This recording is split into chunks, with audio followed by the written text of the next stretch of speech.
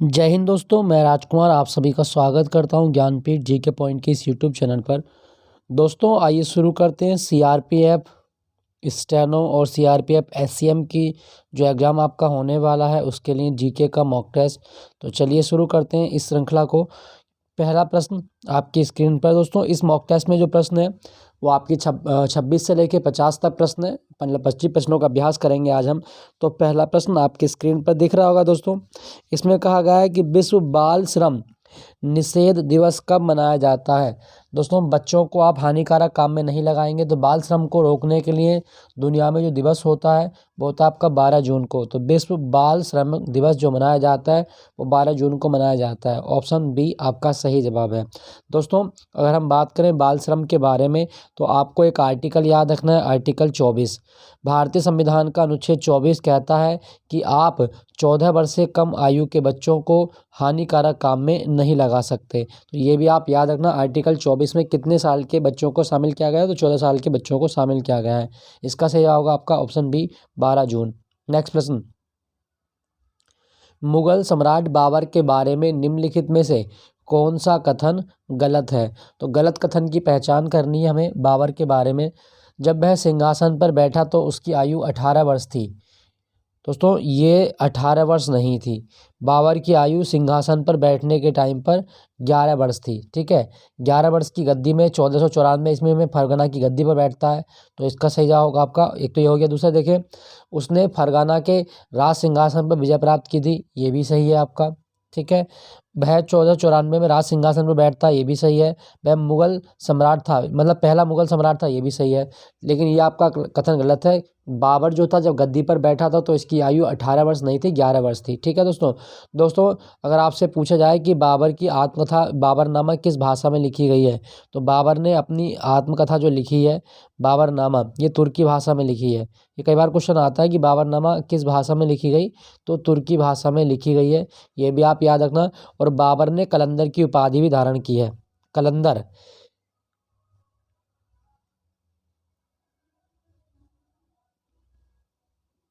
तो ये आप याद रखना, कलंदर की उपाधि किसने धारण की है, बाबर ने धारण की है। और बाबर की आत्मकथा बाबरनामा। क्लियर। चलिए अगले प्रश्न की ओर चलते हैं। अच्छा एक क्वेश्चन है ये पूछ लेगा कि भारत में मुगल वंश की नींव कौन से युद्ध के दौरान पड़ी थी। तो दोस्तों पानीपत का जो प्रथम युद्ध हुआ था, पानीपत का प्रथम युद्ध, पानीपत के प्रथम युद्ध के दौरान भारत में मुगल साम्राज्य की नींव पड़ी थी 1526 ईस्वी में। बाबर ने मुगल साम्राज्य की स्थापना की थी, आप याद रखना। नेक्स्ट प्रश्न है आपका, संत कबीर अकादमी एवं अनुसंधान केंद्र का उद्घाटन कहाँ पर किया गया है। दोस्तों हमारे जो पूर्व राष्ट्रपति थे रामनाथ कोविंद, इनके द्वारा उत्तर प्रदेश में एक जगह है मगहर, तो मगहर में संत कबीर अकादमी और अनुसंधान केंद्र का उद्घाटन किया गया है। ठीक है, ये इसका उद्देश्य क्या है कि संत कबीर की जो शिक्षाएं हैं उनका प्रसार किया जाएगा। तो इन सब के लिए ये केंद्र बना है मगहर में। मगहर किस राज्य की बात हो रही है, उत्तर प्रदेश की। दोस्तों कबीर की एक रचना आपके एग्जाम में बहुत आती है, बीजक। तो आप याद रखना कि बीजक किसकी रचना है, तो कबीरदास जी की रचना है बीजक। क्लियर। नेक्स्ट प्रश्न की ओर चलते हैं। निम्नलिखित में से कौन सा एक अपशिष्ट प्रबंधन का स्थायी तरीका नहीं है। तो अपशिष्ट प्रबंधन का स्थायी तरीका इनमें से कौन सा नहीं है, जलाना, भस्मीकरण, भूमि भराव, पुनर्चक्रण। तो इसका सही जवाब होगा दोस्तों जलाना। ये अपशिष्ट प्रबंधन का स्थायी तरीका नहीं है। ठीक है, तो जलाएंगे तो इससे क्या होगा, इससे कार्बन मतलब धुआं निकलेगा, धुएं में कार्बन होता है, तो इससे क्या होगा आपका पर्यावरण प्रदूषित होगा। तो जलाना एक स्थायी तरीका नहीं है, याद रखना दोस्तों, क्वेश्चन आता है आपका। नेक्स्ट आपका, चावल की उपज के लिए आवश्यकता होती है, मतलब कहने का है कि चावल की खेती के लिए कौन सी दशाएं उपयुक्त होंगी। दोस्तों चावल की खेती के लिए ताप तो ज़्यादा चाहिए, क्योंकि गर्मियों में चावल होता है, तो ताप ज़्यादा, उच्च आर्द्रता और वर्षा। तो मतलब है इसका ऑप्शन बी, ज़्यादा वर्षा, ज़्यादा तापमान और उच्च आर्द्रता की आवश्यकता होती है चावल की खेती के लिए। ठीक है, चावल दोस्तों किसकी फसल है, खरीफ की फसल है। चावल जो आता है ये खरीफ के अंतर्गत आता है, आप याद रखिएगा। दूसरी बात, अगर आपसे पूछा जाए कि भारत में सबसे ज़्यादा खाई जाने वाली फसल कौन सी है, तो चावल सबसे ज़्यादा खाया जाने वाला अन्न है भारत में, ये भी आप याद रखना। संपूर्ण भारत में चावल होता है, ये भी आप याद रखेंगे। और भारत में चावल अनुसंधान केंद्र कहाँ पर है। दोस्तों भारत में चावल अनुसंधान केंद्र, अगर आपसे पूछे कि राष्ट्रीय चावल अनुसंधान केंद्र कहाँ पर है, तो ये उड़ीसा में, कटक में। राष्ट्रीय चावल अनुसंधान केंद्र उड़ीसा के कटक में है, आप याद रखना। ठीक है दोस्तों। और मैं आपको एक चीज़ बता दूं, कभी आपसे क्वेश्चन आए ना कि गोल्डन राइस भी तो होता है दोस्तों, गोल्डन राइस इसमें कौन सा विटामिन होता है, तो आप याद रखो गोल्डन राइस में जो विटामिन होता है वो विटामिन ए होता है।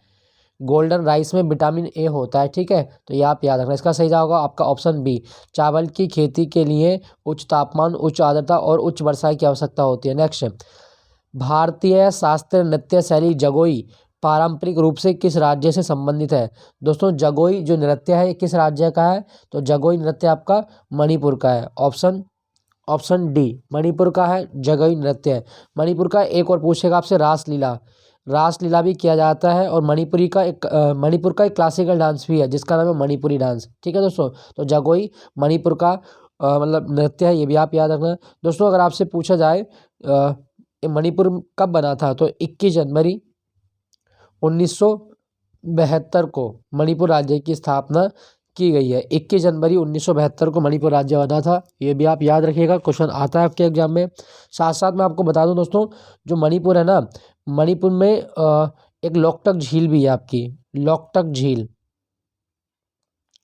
मणिपुर में लोकटक झील है, आप याद रखना। और लोकटक झील पर केबुल लामजाओ नेशनल पार्क है, केबुल लामजाओ नेशनल पार्क, जो कि दुनिया का एकमात्र तैरता राष्ट्रीय उद्यान है, केबुल लामजाओ नेशनल पार्क। याद रखना, इसके बारे में क्वेश्चन आ जाता है तो ये आप याद रखेंगे। ठीक है, चलिए दोस्तों यहाँ पे ऑप्शन लिखे गए हैं, जैसे आपका कर्नाटक लिखा गया है, कर्नाटक के आप डांस याद रखना, दो डांस, एक यक्षगान और एक है आपका ढोलू कुनीथा। तो यक्षगान और ढोलू कुनीथा जो डांस है वो कहाँ के हैं, कर्नाटक के डांस हैं। यक्षगान और ढोलू कुनीथा कर्नाटक के नृत्य हैं, आप याद रखना। ठीक है, उसके बाद में गुजरात लिखा गया है, गुजरात का डांस है टिप्पानी, गरबा, डांडिया और हली सका है, बिछुदो है, वो सब गुजरात के डांस हैं, टिप्पानी याद रखिएगा। और उसके बाद में पंजाब लिखा गया है, तो पंजाब का एक बड़ा फेमस डांस है, मैं आपको बता देता हूँ, वो है आपका भांगड़ा। भांगड़ा कहाँ का नृत्य शैली है, तो दोस्तों भांगड़ा जो नृत्य शैली है ये पुरुष करते हैं भांगड़ा, और भांगड़े का ही रूप जो महिलाएं करती हैं उसको गिद्धा बोलते हैं। तो भांगड़ा और गिद्धा ये कौन से राज्य की नृत्य शैली है, पंजाब की है। तो आपसे जगोई पूछा गया था, मणिपुर का है। नेक्स्ट प्रश्न आपका, 18 जून 2022 को प्रधानमंत्री मोदी द्वारा कालिका माता मंदिर का उद्घाटन किस राज्य में किया गया है। दोस्तों कालिका माता मंदिर जो बना है ये बना है गुजरात में, ऑप्शन बी, गुजरात में बना है कालिका माता मंदिर। दोस्तों ये जो पार्क बना है ना, मैं आपको बता दूं ये चंपानेर में बना है, गुजरात में जगह चंपानेर, तो चंपानेर में बना है ये आप याद रखना, कालिका माता मंदिर चंपानेर। ठीक है दोस्तों, गुजरात की स्थापना कब हुई थी, तो गुजरात की स्थापना की गई है 1 मई 1960 को। गुजरात एक राज्य के रूप में कब अस्तित्व में आया था, तो आप याद रखना 1 मई 1960 को गुजरात एक राज्य के रूप में अस्तित्व में आया है, आप याद रखिएगा, क्वेश्चन आता है। ठीक है, चलिए अगले प्रश्न की ओर चलते हैं। अच्छा, अगर आपसे पूछा जाए ना कि भारत के किस राज्य की तटरेखा सबसे लंबी है, गुजरात की, और भारत में एशियाई शेर कहाँ पाए जाते हैं, तो भारत में एशियाई शेर किस राज्य में मिलेंगे दोस्तों, गुजरात में। और कौन सा नेशनल पार्क है, गिर नेशनल पार्क में एशियाई शेर पाए जाते हैं, ये आप याद रखना। ठीक है, चलिए अगले प्रश्न की ओर चलते हैं। भारत का पहला आर्थिक सर्वेक्षण कब प्रस्तुत किया गया था, दोस्तों भारत में जो पहला इकोनॉमिक सर्वे हुआ था वो कब हुआ था, तो इसका सही जवाब होगा आपका ऑप्शन बी, 1950-51 में भारत में पहला आर्थिक सर्वेक्षण करवाया गया था, आप याद रखिएगा 1950-51। क्लियर, नेक्स्ट प्रश्न की ओर चलते हैं। भारत में निम्नलिखित में से कौन सी फसल मौसम में तरबूज, खरबूज आदि का उत्पादन किया जाता है, मतलब कौन सी ऐसा मौसम है जिसमें तरबूज खरबूज होते हैं, तो वो है आपकी जायद की फसल। दोस्तों जायद की फसल जो होती हैं ये अप्रैल से जून के बीच उगाई जाती हैं। ठीक है, जायद की फसलों में जैसे आपके खीरा है, खरबूज है, तरबूज है, ककड़ी है, ये सब आपकी जायद की फसल होती है। ठीक है, और इनको रबी फसल और जो खरीफ फसल होती है इनके बीच में उगाया जाता है, खरीफ और रबी के बीच में जायद फसलों को उगाया जाता है। ठीक है, और ये जो फसलें तरबूज खरबूज होती है इनके लिए तापमान बहुत ज़्यादा चाहिए होता है, तापमान की बहुत आवश्यकता पड़ती है, इसके लिए आप याद रखना। ठीक है, अगर कभी क्वेश्चन आए कि मानसून की फसलें किसे कहा जाता है, तो जो खरीफ की फसलें होती हैं ना इनको मानसून की फसलें कहा जाता है, मानसून की फसलें कहा जाता है, और रबी को बसंत की फसलें कहा जाता है। जो रबी है, रबी फसलों को बसंत की फसलें कहा गया है। ठीक है, आपसे पूछा था तरबूज खरबूज ये जायद होता है। नेक्स्ट प्रश्न, मध्यकालीन भारतीय इतिहास के संदर्भ में निम्नलिखित में से कौन सा युग्म सही है। अच्छा, विक्रमांक देवचरित कल्हड़ ने लिखी है, तो ये गलत है, ये बिल्हण ने लिखी है। ठीक है दोस्तों, बिल्हण। तो पहला तो यही गलत हो गया आपका, बिल्हण। गीत गोविंद जयदेव की है, ये भी सही है। राजतरंगिणी बिल्हण ने लिखी है, नहीं, राजतरंगिणी कल्हण के द्वारा लिखी गई है। राजतरंगिणी कल्हण ने लिखी है और राजतरंगिणी ग्रंथ जम्मू कश्मीर का इतिहास बताता है। ठीक है। पृथ्वीराज रासो, तो पृथ्वीराज रासो ये चंद बरदाई ने लिखी है। पृथ्वीराज रासो चंद बरदाई के द्वारा लिखी गई है, आप याद रखना। ठीक है। तो इसका सही जवाब था आपका गीत गोविंद के लेखक जयदेव है। ठीक है। चलिए अगले प्रश्न की ओर चलते हैं। विद्युत बल्ब का आविष्कार किसने किया था? दोस्तों विद्युत बल्ब का आविष्कार जो किया है, ये किसने किया था? ये सबको पता होता है, तो आप भी बता सकते हैं नॉर्मली, ये थॉमस एल्वा एडिसन ने किया था। एडिसन ने किया था आपका विद्युत बल्ब का आविष्कार। दोस्तों अगर आपसे क्वेश्चन पूछा जाए कि विद्युत बल्ब के बनाने के लिए कौन से कांच का प्रयोग होता है, तो वो कांच होता है फ्लिंट कांच। विद्युत बल्ब बनाने के लिए जिस कांच का प्रयोग किया जाता है वो फ्लिंट कांच है। और विद्युत बल्ब का जो मतलब फिलामेंट होता है वो कौन सी धातु का बना होता है? टंगस्टन का बना होता है। विद्युत बल्ब का फिलामेंट टंगस्टन का बना होता है, आप याद रखना, क्वेश्चन आता है। क्लियर। चलिए अगले प्रश्न की ओर चलते हैं।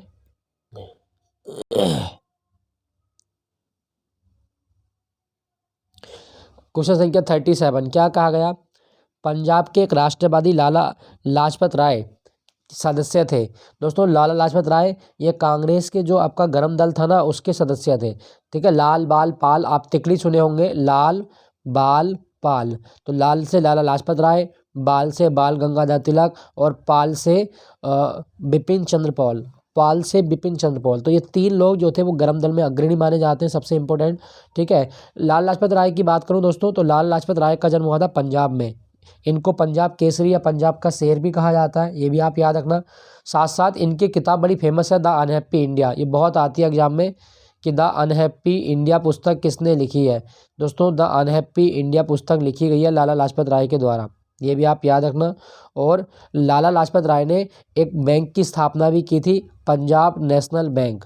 तो पंजाब नेशनल बैंक की स्थापना लाला लाजपत राय के द्वारा की गई है 1894 में, ये भी आप याद रखना। और पंजाब नेशनल बैंक का मुख्यालय आज के टाइम में नई दिल्ली में है। ठीक है। पंजाब नेशनल बैंक का मुख्यालय नई दिल्ली में है, आप याद रखना।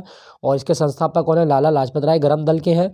और दोस्तों लाला लाजपत राय जो है ना, इनकी मृत्यु जब साइमन कमीशन आया था तो उसके विरोध करते समय जो सिर पे लाठी लगी थी उसके कारण हो गई थी। ठीक, ये आप याद रखिएगा। तो इसका सही जवाब है ऑप्शन बी, गरम दल। नेक्स्ट आपका पंचशील शब्द निम्नलिखित में से किस विकल्प से संबंधित है? दोस्तों शब्द जो है वो पंचशील है और ये किससे संबंधित है आपका? पंचशील शब्द।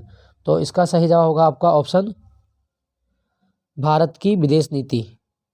ऑप्शन ए, भारत की विदेश नीति से संबंधित है पंचशील शब्द। आप याद रखिएगा, क्वेश्चन आता है तो ये भारत की विदेश नीति का उल्लेख करता है। दोस्तों आर्टिकल 51 भी आपको याद रखना है। आर्टिकल 51 ये भारत की विदेश नीति और अंतर्राष्ट्रीय शांति की बात करता है, ये भी आप याद रखना। ठीक है। अच्छा दोस्तों यहाँ पे ना कुछ ऑप्शन जैसे लिखे गए हैं, जैसे नीति आयोग पूछा गया है। नीति आयोग से क्वेश्चन बहुत आता है आज के टाइम में।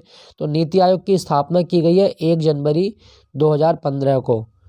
नीति आयोग 1 जनवरी 2015 को बना। और नीति आयोग की फुल फॉर्म, मतलब नीति की फुल फॉर्म होती है national institutions for transforming India.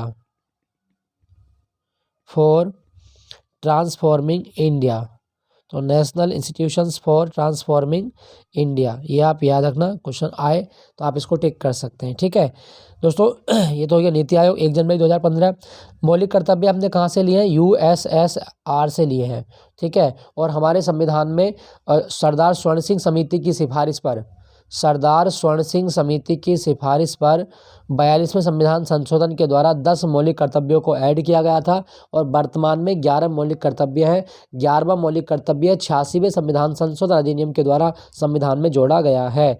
ठीक है। राज्य संबंध ये आपके आर्टिकल 263 में लिखे गए हैं। तो पंचशील समझौता भारत की विदेश नीति से संबंधित है। चलिए आपके लिए क्वेश्चन ये है कि भारत और चीन के बीच पंचशील समझौता कब हुआ था? डेट बतानी है आपको, डेट और सन। भारत चीन के बीच पंचशील समझौता ये किस वर्ष किया गया था? कमेंट पे लिख के आप बताइएगा पंचशील समझौता कब हुआ है, पंचशील समझौता। ठीक है। चलिए फिर अगले प्रश्न की ओर चलते हैं। सिमलीपाल राष्ट्रीय उद्यान कहाँ पर है? दोस्तों सतकोसिया और सिमलीपाल दो ही तो टाइगर रिजर्व हैं उड़ीसा के। उड़ीसा में स्थित है सिमलीपाल टाइगर रिजर्व या सिमलीपाल नेशनल पार्क। ठीक है दोस्तों, आप याद रखिएगा। उड़ीसा की मैं बात करूं उड़ीसा की, तो इसकी स्थापना हुई थी 1 अप्रैल 1936 को। 1 अप्रैल 1936 को उड़ीसा की स्थापना की गई है, ये भी आप याद रखना। और साथ साथ मैं आपको एक चीज़ और बता देता हूँ, उड़ीसा का एक डांस है गोटीपुआ। ठीक है, ये बहुत आता है एग्जाम में। गोटीपुआ कहाँ का डांस है? तो उड़ीसा का डांस है गोटीपुआ। और उड़ीसा में चिल्का झील भी स्थित है। उड़ीसा में चिल्का झील है। भारत में सबसे ज़्यादा बॉक्साइट कहाँ होता है? तो उड़ीसा में सबसे ज़्यादा बॉक्साइट होता है आज के टाइम में, याद रखिएगा। तो सिमलीपाल टाइगर रिजर्व आपका नेशनल पार्क उड़ीसा में है। ठीक है, बिहार में एक ही टाइगर रिजर्व है और वह है आपका वाल्मीकि टाइगर रिजर्व। ये बहुत आता है एग्जाम में, तो कभी क्वेश्चन आए कि वाल्मीकि टाइगर रिजर्व कहाँ पर है, तो बिहार में स्थित है वाल्मीकि टाइगर रिजर्व। ठीक है, वाल्मीकि टाइगर रिजर्व बिहार। और मैं बात करूँ यहाँ पे तमिलनाडु की, तमिलनाडु में आपका मेघमलाई से विलुपुथुर टाइगर रिजर्व है। ठीक है, वो आप यहाँ पता होगा। और एक क्वेश्चन आपसे ये पूछा जा सकता है कि भारत में प्रोजेक्ट टाइगर कब आया था? तो भारत में प्रोजेक्ट टाइगर की शुरुआत जो हुई थी वो हुई आपकी 1973 में। भारत में प्रोजेक्ट टाइगर 1973 में लाया गया था, आप याद रखिएगा। ठीक है, चलिए अगले प्रश्न की ओर चलते हैं। जून 2022 में जारी पर्यावरण प्रदर्शन सूचकांक 2022 में किस देश ने सर्वोच्च रैंक हासिल की थी? तो दोस्तों ये जो सूचकांक आया था, तो इसमें डेनमार्क नंबर 1 पे था। डेनमार्क की रैंक नंबर 1 थी, आप याद रखिएगा। ठीक है, मैं बात करूं दोस्तों भारत की, तो भारत की रैंक इसमें 180 देशों में से 180 थी। मतलब भारत सबसे अंतिम देश था इस सूचकांक के अनुसार। तो पर्यावरण प्रदर्शन सूचकांक 2022 में भारत की रैंक थी 180। अच्छा, इसको कौन जारी करता है पर्यावरण प्रदर्शन सूचकांक? तो एक संस्था आपकी जिसका नाम है जर्मन वॉच। ये आर में आ चुका है आपके एग्जाम में क्वेश्चन कि पर्यावरण प्रदर्शन सूचकांक कौन जारी करता है? तो जर्मन वॉच जारी करती है। ठीक है दोस्तों, यहाँ पे मैं आपको एक चीज़ बता दूं, अगर क्वेश्चन आए पर्यावरण से, क्वेश्चन पूछ सकता है संयुक्त राष्ट्र पर्यावरण कार्यक्रम का मुख्यालय कहाँ पर है? दोस्तों संयुक्त राष्ट्र पर्यावरण कार्यक्रम का मुख्यालय ये आपका नैरोबी में है। ये बहुत आता है आपके एग्जाम में कि संयुक्त राष्ट्र पर्यावरण कार्यक्रम का मुख्यालय कहाँ पर है? तो केनिया की राजधानी है नैरोबी। नैरोबी में आपको ये मिलेगा। ठीक है, नैरोबी में संयुक्त राष्ट्र पर्यावरण कार्यक्रम का मुख्यालय नैरोबी में है, ये भी आप याद रखिएगा। ठीक है, बाकी आपको पता ही है पर्यावरण दिवस कब होता है? तो भारत में पर्यावरण दिवस मनाया जाता है भारत में नहीं बल्कि दुनिया में 5 जून को। और भारत में पर्यावरण संरक्षण अधिनियम कब लेके आए थे? तो दोस्तों भारत में पर्यावरण संरक्षण अधिनियम 1986 में लेके आए थे। EPA बोलते हैं इसे, एनवायरमेंट प्रोटेक्शन एक्ट, पर्यावरण संरक्षण अधिनियम 1986। ठीक है, चलिए अगले प्रश्न की ओर चलते हैं। अच्छा, यहाँ पे ना मैं आपको एक चीज़ बता दूं, डेनमार्क की राजधानी बहुत आती है कोपेनहेगन। कोपेनहेगन डेनमार्क की राजधानी है, आप याद रखना। बाकी फिनलैंड की आप जानते हैं हेलसिंकी है, स्विट्जरलैंड की बर्न है और स्वीडन की स्टॉकहोम है। नेक्स्ट प्रश्न, डुगोंग निम्नलिखित में से किस केंद्र शासित प्रदेश का राजकीय पशु है? दोस्तों डुगोंग जो होता है इसको समुद्री गाय बोलते हैं और ये जो है वो अंडमान निकोबार का राजकीय पशु है। डुगोंग समुद्र में नीचे पाया जाने वाला एक स्तनधारी होता है ये, तो ये आप याद रखना। और भारत का पहला डुगोंग रिजर्व कहाँ पे बना है? मन्नार की खाड़ी में। भारत का पहला डुगोंग रिजर्व मन्नार की खाड़ी में बना है, तमिलनाडु में, तो ये भी आप याद रखना। ठीक है, डुगोंग एक समुद्री जीव होता है, समुद्र में रहता है, समुद्र की तली में रहता है। तो मन्नार की खाड़ी में भारत का पहला डुगोंग रिजर्व बना। ठीक है दोस्तों, अगर आपसे पूछा जाए कि जो अंडमान निकोबार है, अंडमान निकोबार बंगाल कहाँ पर स्थित है? तो ये बंगाल की खाड़ी में आता है। अंडमान निकोबार बंगाल की खाड़ी में स्थित है, आप याद रखना, ये क्वेश्चन आता है एग्जाम में। क्लियर, नेक्स्ट प्रश्न की ओर। नीति आयोग का नया मुख्य कार्यकारी अधिकारी किसे नियुक्त किया गया है? दोस्तों नीति आयोग के जो मुख्य कार्यकारी अधिकारी बने वो हैं आपके परमेश्वरन अय्यर, ऑप्शन डी। नीति आयोग का मुख्य कार्यकारी अधिकारी परमेश्वरन अय्यर बने थे, ये भी आप याद रखना। ठीक है, और यहाँ पे लिखा गया सुमन बेरी नीति आयोग के उपाध्यक्ष बने थे। सुमन बेरी नीति आयोग के उपाध्यक्ष बने और परमेश्वरन अय्यर CEO बने हैं। क्लियर, क्वेश्चन संख्या 43 पे चलते हैं। क्वेश्चन संख्या 43, संयुक्त राष्ट्र में भारत की अगली राजदूत और स्थायी प्रतिनिधि के रूप में किसे नियुक्त किया गया है? दोस्तों UNO में भारत की जो स्थायी प्रतिनिधि बनी है वो कौन बनी है? तो इसका सही जवाब होगा दोस्तों, वो बनी आपकी रुचिरा कंबोज। Ruchira Kamboj, option B Ruchira Kamboj. दोस्तों ये स्थायी प्रतिनिधि बनने से पहले भूटान में राजदूत थी और रुचिरा कंबोज ने स्थान किसका लिया है, टी एस त्रिमूर्ति का। टी एस त्रिमूर्ति की जगह जो संयुक्त राष्ट्र संघ में भारत की प्रतिनिधि करेंगी वो है रुचिरा कंबोज, ये आप याद रखना। ठीक है दोस्तों। दोस्तों मैं आपको एक चीज़ बता दूं, अगर आपके एग्जाम में क्वेश्चन आए कि संयुक्त राष्ट्र की स्थापना कब की गई थी, तो संयुक्त राष्ट्र संघ 24 अक्टूबर 1945 को बना था, ये आप याद रखना। जब ये बना तो इसमें सदस्य देश कितने थे, 50 देश थे। 50 देशों ने इसके चार्टर पर हस्ताक्षर किए थे, आप याद रखना। और संयुक्त राष्ट्र संघ का मुख्यालय कहाँ पर है, न्यूयॉर्क में है। संयुक्त राष्ट्र संघ का मुख्यालय न्यूयॉर्क में है और इसकी 6 भाषाएं हैं। ठीक है, संयुक्त राष्ट्र संघ की 6 भाषाएं हैं, आप याद रखना। नेक्स्ट प्रश्न है आपका, औपनिवेशिक भारत में अंग्रेजी शासन के विरुद्ध अपनी सक्रियता के लिए प्रसिद्ध एक प्रमुख पख्तून अहिंसक आंदोलन खुदाई खिदमतगार के संस्थापक निम्नलिखित में से कौन है। दोस्तों खुदाई खिदमतगार या लाल कुर्ती संगठन इन्होंने चलाया था और इन्हें पेशावर का गांधी कहा जाता है, या इन्हें बादशाह गांधी, बच्चा गांधी या सीमांत गांधी कहा गया, और इनका नाम है खान अब्दुल गफ्फार खां। खान अब्दुल गफ्फार खां, इन्होंने खुदाई खिदमतगार जो संगठन था उसकी स्थापना की थी, एक आंदोलन चलाया था, ये आप याद रखना। अंग्रेजों के खिलाफ था ये। ठीक है, और 1929 में इन्होंने स्थापना की थी खुदाई खिदमतगार की। तो खान अब्दुल गफ्फार खां, और इनको सीमांत गांधी कहा गया। एक क्वेश्चन आपसे पूछेगा दोस्तों कि भारत में सबसे पहला व्यक्ति कौन था जिसे, मतलब विदेशी व्यक्ति कौन था जिसे भारत रत्न मिला, तो खान अब्दुल गफ्फार खां भारत रत्न प्राप्त करने वाले प्रथम विदेशी व्यक्ति हैं। जरूर याद रखना कि पहला विदेशी व्यक्ति जिसे भारत रत्न मिला वो कौन थे, तो खान अब्दुल गफ्फार खां, जो पेशावर से संबंधित हैं, ये पहले विदेशी थे जिनको भारत रत्न दिया गया है। ठीक है, 2 विदेशियों को आज तक भारत रत्न मिला, एक आपके मंडेला जी और एक आपके खान अब्दुल गफ्फार खां। ठीक है, तो दोनों आप याद रखना। क्लियर। अच्छा दोस्तों, यहाँ पे लिखा गया आपका सुभाष चंद्र बोस। सुभाष चंद्र बोस की जयंती अभी मनाई गई थी आपकी जनवरी में, तो 23 जनवरी को मनाई जाती है पराक्रम दिवस के रूप में। 23 जनवरी पराक्रम दिवस, सुभाष चंद्र बोस की जयंती होती है। ठीक है, यहाँ पे लिखा गया बाल गंगाधर तिलक। दोस्तों बाल गंगाधर तिलक को लोकमान्य की उपाधि मिली है और इन्होंने पुणे में होम रूल लीग शुरू की थी।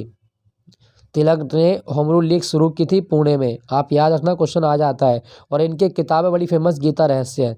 गीता रहस्य किसकी किताब है, तो बाल गंगाधर तिलक की किताब है गीता रहस्य। नेक्स्ट प्रश्न की ओर चलते हैं, इसका सही जवाब होगा आपका ऑप्शन डी, खान अब्दुल गफ्फार खां खुदाई खिदमत संगठन। नेक्स्ट आपका, हाल ही में राष्ट्रपति, अमेरिकी राष्ट्रपति जो बाइडेन द्वारा किसे white house office of science technology policy के प्रमुख के रूप में नामित किया है। दोस्तों जो व्हाइट हाउस का जो टेक्नोलॉजी पॉलिसी का जो मतलब अध्यक्ष बना है वो कौन बना है आपका, वो बने आपके आरती प्रभाकर। आरती प्रभाकर बनी है, तो आप याद रखना। ठीक है दोस्तों। दोस्तों अमेरिका के राष्ट्रपति का कार्यकाल कितना होता है, 4 वर्ष। अमेरिका के राष्ट्रपति का कार्यकाल 4 वर्ष का होता है। ठीक है, नेक्स्ट प्रश्न की ओर चलते हैं। क्वेश्चन संख्या 46, क्या कहा गया है, संसद के दोनों सदनों द्वारा एकल या संयुक्त अधिवेशन में पारित होने के पश्चात प्रत्येक विधेयक की सहमति के लिए उनके समक्ष प्रस्तुत किया जाता है। दोस्तों मतलब है यदि संसद का संयुक्त अधिवेशन चल रहा है और उस अधिवेशन में कोई प्रस्ताव पारित होता है तो किसके पेश किया जाएगा, तो राष्ट्रपति के पेश किया जाएगा। राष्ट्रपति के समक्ष उसको रखा जाएगा, तो ऑप्शन बी आपका सही जवाब है। दोस्तों अगर कभी क्वेश्चन आए कि संयुक्त अधिवेशन का प्रावधान कौन से आर्टिकल में है, तो आर्टिकल 108, हमारे संविधान का अनुच्छेद 108 ये संसद के संयुक्त अधिवेशन का मतलब उल्लेख करता है। यदि किसी बिल को लेकर, किसी प्रस्ताव को लेकर संसद के दोनों सदनों जैसे राज्यसभा और लोकसभा में मतभेद हो जाता है तो राष्ट्रपति संयुक्त अधिवेशन को आहूत करेगा, जिसकी अध्यक्षता स्पीकर करता है। ठीक है, स्पीकर अध्यक्षता करेगा लेकिन बुलाएगा राष्ट्रपति। क्लियर। तो इसका सही जवाब होगा ऑप्शन बी, राष्ट्रपति। और राष्ट्रपति बनने के लिए न्यूनतम आयु कितनी चाहिए, 35 वर्ष। और अभी हमारी राष्ट्रपति हैं द्रौपदी मुर्मू। नेक्स्ट आपका, निम्नलिखित में से कौन फसलों के न्यूनतम समर्थन मूल्य यानी कि एमएसपी घोषित करता है। दोस्तों एमएसपी घोषित करने का काम जो है वो कृषि कल्याण मंत्रालय का होता है, ऑप्शन ए। और कौन जारी करता है, कृषि लागत मूल्य आयोग। कृषि मंत्रालय के बिहाफ पर कृषि लागत मूल्य आयोग ये एमएसपी जारी करता है, कृषि लागत मूल्य आयोग। और ये कब बना था, 1965 में। कृषि लागत मूल्य आयोग 1965 में बना था, आप याद रखिएगा। ठीक है दोस्तों, चलिए अगले प्रश्न की ओर चलते हैं। निम्नलिखित में से कौन सी टेरिडोफाइटा की विशेषता है। दोस्तों टेरिडोफाइटा एक मतलब संघ है, एक मतलब वर्ग है पादप जगत में। तो कौन सी विशेषता है, ये हमें बताना है। तो टेरिडोफाइटा के बारे में अगर आप पढ़ेंगे तो ऑप्शन देख लेते हैं। ऑप्शन देखें तो जैसे उनके स्पारोफाइट एसाकिया होते हैं, ये सही है। अच्छा, इसने कहा है कौन सी विशेषता है, तो ये तो गलत हो गया फिर आपका। विशेषता है पूछिए। वे पुष्प या बीज उत्पन्न नहीं करते, ये सही है। उनके पास लिग्निन युक्त संवहनीय ऊतक नहीं होता, ये गलत है। उसके बाद में आपका उनके जीवन चक्रों में गैमेटोफाइट अथवा अवस्था प्रभुत्व होता है, ये भी गलत है। तो टेरिडोफाइटा की विशेषता है कि इनमें बीज और जो फूल हैं वो उत्पन्न नहीं होते। ठीक है, ये आप याद रखिएगा। इसमें बीज नहीं बनते, फूल भी नहीं बनते। जैसे फर्न सुने होंगे आप, फर्न है, एजोला है, कई सारे हैं ये जो आपके टेरिडोफाइटा में होते हैं। हाँ, एक क्वेश्चन ये आ सकता है कि पादप जगत का सरीसृप किसे कहा जाता है, तो आप याद रखना पादप जगत का सरीसृप टेरिडोफाइटा को कहा जाता है। पादप जगत का सरीसृप किसे कहा गया है, तो टेरिडोफाइटा को पादप जगत का सरीसृप कहा जाता है। ठीक है, चलिए अगले प्रश्न की ओर चलते हैं। तंजावुर का राजराजेश्वर मंदिर किस देवता को समर्पित है। दोस्तों, तंजौर का राजराजेश्वर मंदिर जो है ये भगवान शिव को समर्पित है, भगवान शिव को समर्पित है। और ये चोल वंश का जो प्रथम राजा था, राजराज चोल प्रथम, उसने बनवाया था। चोल वंश के राजाओं द्वारा ये बनवाया गया है, आप याद रखना। तमिलनाडु में है ये तंजौर का ये जो राजराजेश्वर मंदिर है ये तमिलनाडु में है। ठीक है, और इसी मंदिर को मतलब बृहदेश्वर मंदिर भी कहा जाता है। ठीक है, इसी मंदिर का नाम है बृहदेश्वर मंदिर, राजराजेश्वर का। क्लियर। नेक्स्ट प्रश्न की ओर चलते हैं। निम्नलिखित में से कौन सा भारतीय रिजर्व बैंक की मौद्रिक नीति का एक कारक इंस्ट्रूमेंट है। दोस्तों, जो भारत में मौद्रिक नीति बनाई जाती है वो रिजर्व बैंक बनाता है। तो रिजर्व बैंक की मौद्रिक नीति का एक कारक क्या है, रेपो दर। रेपो दर होती है, बैंक दर होती है, सीआरआर होती है, एसएलआर होती है, वो सब चीज़ें होती हैं। और एक चीज़ याद रखना, आरबीआई की मौद्रिक नीति हर 2 महीने के लिए आती है। हर 2 महीने के लिए आरबीआई अपनी मौद्रिक नीति जारी करता है। तो एक साल में कितनी होंगी आपकी, 6। तो आरबीआई एक साल में 6 मौद्रिक नीति जारी करता है, ये आप याद रखना। और मौद्रिक नीति समिति कब बनी थी, 2016 में। आरबीआई की मौद्रिक नीति समिति 2016 में बनी है, ये भी आप याद रखना। और क्वेश्चन आए कि भारतीय रिजर्व बैंक की स्थापना कब हुई है, तो भारतीय रिजर्व बैंक की स्थापना 1 अप्रैल 1935 को हुई थी कलकत्ता में। 1 अप्रैल 1935 को आरबीआई की स्थापना कलकत्ता में की गई है। और आरबीआई का मुख्यालय मुंबई में वर्तमान में। ठीक है, आरबीआई को बैंकों का बैंक कहा जाता है। भारत में विदेशी मुद्रा का जो संग्रह करता है वो आरबीआई करता है। नोट छापने का काम आरबीआई का है। भारत का केंद्रीय बैंक है आरबीआई। और आरबीआई 4 जगह नोट छपवाता है। ठीक है, देवास में मध्य प्रदेश में, सलबोनी पश्चिम बंगाल, मैसूर में छपते हैं और मुंबई में छपते हैं। ठीक है, तो ये आप याद रखिएगा। तो ये थे दोस्तों आज का मॉक टेस्ट, आपके 25 क्वेश्चन। आई होप ये सेशन आपको अच्छा लगा होगा। अच्छा लगे तो एक लाइक जरूर कीजिएगा। बाकी मिलता हूँ आपको अगले मॉक टेस्ट के साथ में। Thank you for watching Gyanpeeth G K point.